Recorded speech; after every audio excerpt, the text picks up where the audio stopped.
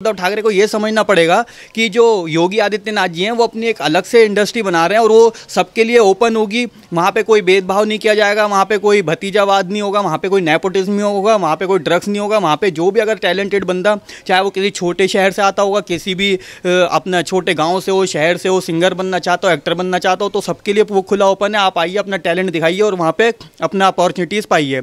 तो आप एक देखिए, आपको उससे घबराने की ज़रूरत नहीं है। हमारे देश में कोई भी चीज़ एकलौती नहीं चल सकती। पॉलिटिकल पार्टीज़ की भी अगर हम बात करें तो हज़ारों पार्टीज़ हैं, सबको अधिकार है कि वो अपना इलेक्शन लड़ें और अपना कैंडिडेट खड़े करें। और इवन अगर आपकी कोई पॉलिटिकल पार्टी भी नहीं है तो आप निर्दलीय लड़के और अपने पार्टिसिपेट कर सकते हैं इलेक्शन में। तो अब इसका मतलब क्या है कि आपको हर चीज़ का अधिकार होता है। तो अब योगी आदित्यनाथ जी वहाँ पर फिल्म इंडस्ट्री बना रहे हैं, बनाने दो। आपको क्या करना है, बॉलीवुड की खामियों पर ध्यान देना चाहिए।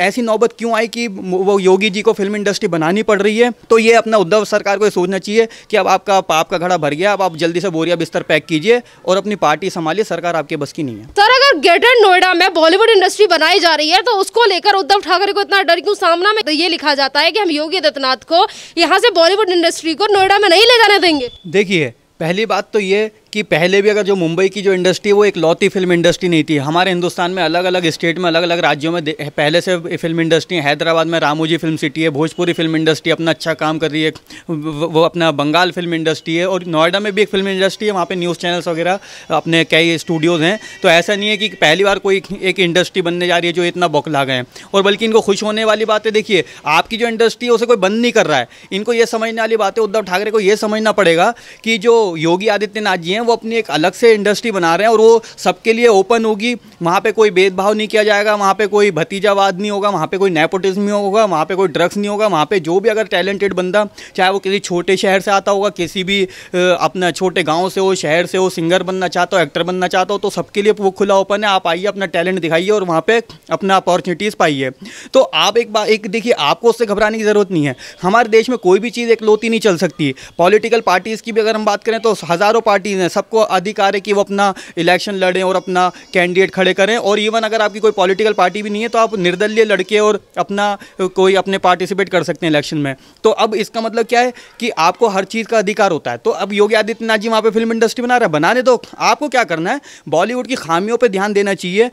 ऐसी नौबत क्यों आई कि वो योगी जी को फिल्म इंडस्ट्री बनानी पड़ रही है? तो इसका मतलब आप में कोई कमी है, इसलिए आप घबरा रहे हैं। देखिए, एक सिंपल सी बात है, कोई भी आप कंपनी होगी, कोई भी ब्रांड होगा, अब 100 तरह के मोबाइल आते हैं, तो कल को कोई बड़ी दूसरी कंपनी कहने लगे हम कोई नया मोबाइल का ब्रांड नहीं आने देंगे, ऐसा थोड़ी होता है। तो आप में क्या है, आप अपने उसमें कमियां देखिए। क्या ऐसी जरूरत आन पड़ी कि लोगों को वहां से भागने की नौबत आ रही है? लोग आप में इंटरेस्टेड नहीं है, बॉलीवुड से लोगों का मोह भंग हो गया है। लोग आपके शोज नहीं देखना चाहते हैं, आपकी मूवीज नहीं देखना चाहते हैं, आपके एक्टर्स नहीं देखना चाहते हैं, आपके वो एक्टर्स नहीं देखना चाहते जिनको हम ही लोगों ने बनाया, इसी जनता ने बनाया। आज वो 100 करोड़ के, हज़ारों करोड़ के उद्योगपति बन गए और उनके पूरे वर्ल्ड में उनकी एक अच्छी फैन फॉलोइंग है। आज हम लोग उनको नहीं देख रहे हैं। तो इसका मतलब कहीं ना कहीं आप में कमी है।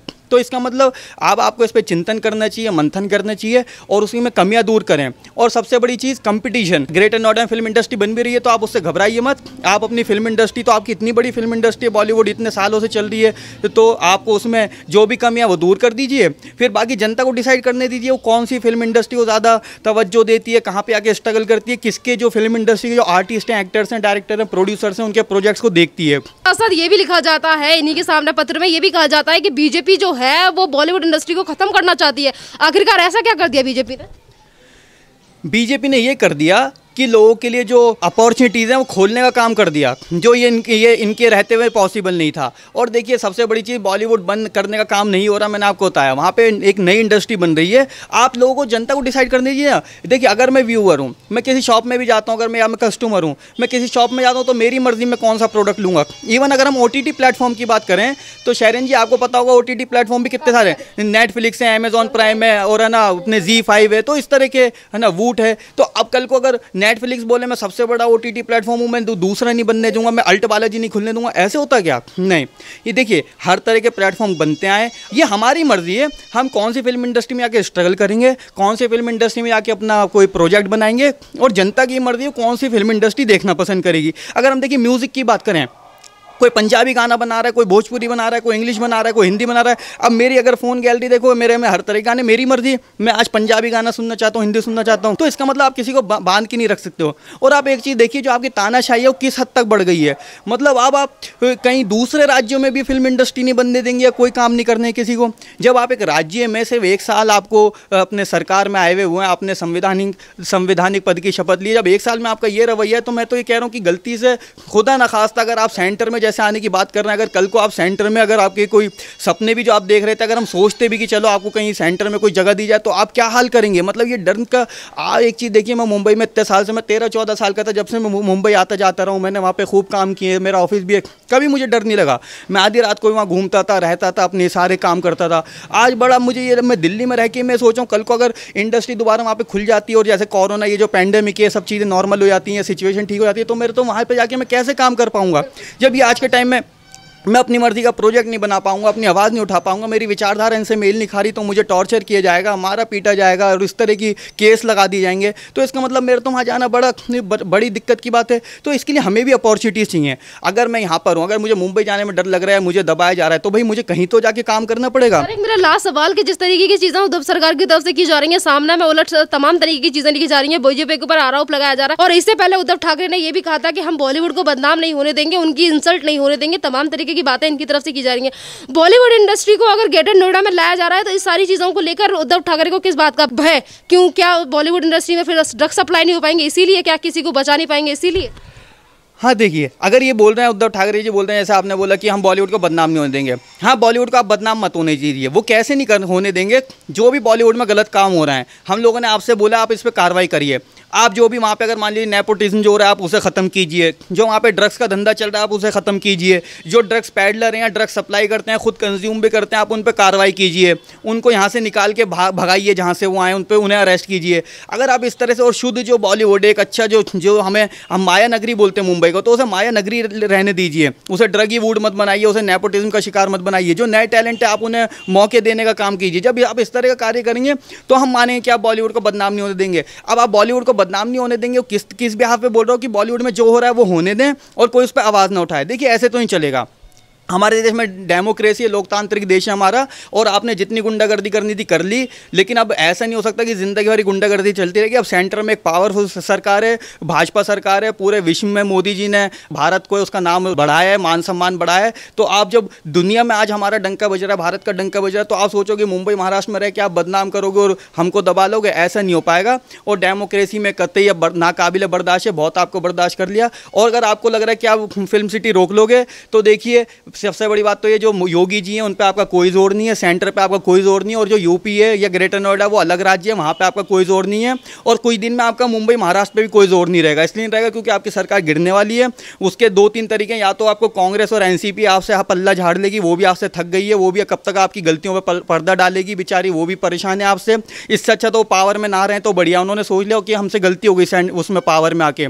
दूसरा, या तो राष्ट्रपति शासन लग जाएगा। तीसरा, नहीं तो आपको खुद ही वो सीट छोड़नी पड़ जाएगी, क्योंकि जनता का जो आक्रोश है वो हमें पूरे देश में देखने को मिल रहा है। और अब इससे ज़्यादा आप, मुझे नहीं लगता आप सर्वाइव कर पाओगे। तमाम तरीके की चीज़ें ये कहते हैं कि बॉलीवुड को बदनाम किया जा रहा है। अगर बॉलीवुड की तरफ नजर डालें तो बॉलीवुड में तमाम कलाकार ऐसे हैं जो खुद बदनाम होने वाले काम करते हैं। चंद पैसों के लालच में ये भारत देश को बदनाम करने की कोशिश करते हैं, अपने अस्तित्व को दांव पे लगा देते हैं। और ये भी बात है कि हिंदुत्व को वो बदनाम करने की कोशिश करते हैं। तमाम तरीके की हरकत ये करते हैं, दारू पी के कभी सड़कों पर गाड़ियां चला देते हैं, रोड पे सोते हुए लोगों की, और तमाम तरीके की चीजें निकल के आ रही हैं। दीपिका पादुकोण हो, सारा लिखार हो या श्रद्धा कपूर हो, इनके नाम जनता ने नहीं लिए, पब्लिक ने नहीं लिए, मीडिया ने नहीं लिए। जिस तरीके की चीजें निकल कर आएंगे, बॉलीवुड में लोग अपने आप को खुद ही बदनाम कर देते हैं, और उसके बाद सरकार, ये जो सरकार है उन्हें बचाने का काम करती है। हाँ, बॉलीवुड को बदनाम नहीं होने देंगे। जब आपने जब क्यों नहीं सोचा है, जब क्यों नहीं कहा, जब एकता कपूर हमारे सैनिक है, जब उनका अपमान करती है, इस तरह की वेब सीरीज़ बनाती है कि है ना, हमें देख के शर्मिंदगी, बल्कि मैं यूज़ भी नहीं कर पा रहा हूँ जिस तरह का उन्होंने कंटेंट बनाया था।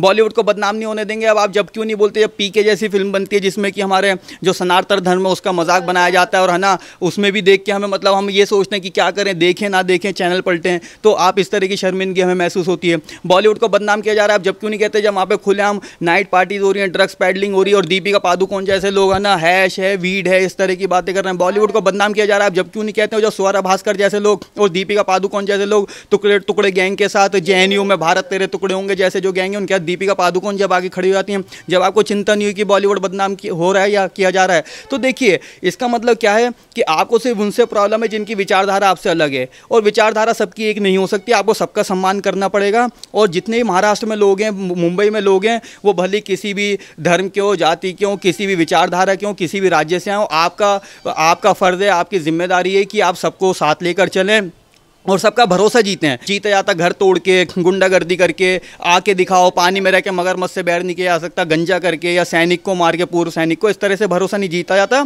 आपको सामना करना पड़ेगा कड़े सवालों का भी, आलोचनाओं को भी आपको सुनने की क्षमता होनी चाहिए। और इनकी गलती नहीं है शहरीन जी, एक्चुअली क्या है, इन्हें सरकार में रहने की आदत नहीं है, ये बिल्कुल नए नए वो हैं, जुम्मा 4 दिन इनको सरकार में आए हुए, उससे पहले इनकी पार्टी थी लेकिन ये सरकार में कभी नहीं रहे, तो इसलिए इनको ये पता नहीं है कि सरकार और पार्टी में दोनों में बहुत डिफरेंस होता है। सरकार में सबका साथ, सबका विकास होता है और साना सबका सम्मान होता है, वो लेके चलना पड़ता है। एक तरफ भारतीय जनता पार्टी पूरे देश को, अब आप एक चीज़ देखिए, आपसे एक मुंबई नहीं संभल रहा, महाराष्ट्र नहीं संभल रहा, भारतीय जनता पार्टी की जिम्मेदारी देखिए पूरे देश को, अलग अलग 28 राज्य हमारे, 8 यूनियन टेरिटरी है, सबको साथ लेके चलना कितना मुश्किल होता है।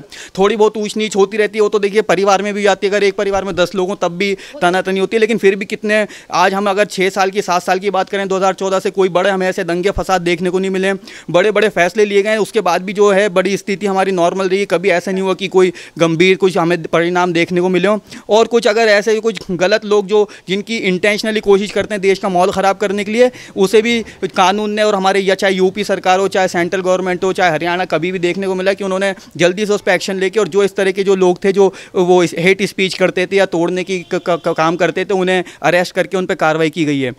तो ये अपना उद्धव सरकार को ये सोचना चाहिए कि अब आपका पाप का घड़ा भर गया, अब आप जल्दी से बोरिया बिस्तर पैक कीजिए और अपनी पार्टी संभालिए, सरकार आपके बस की नहीं है।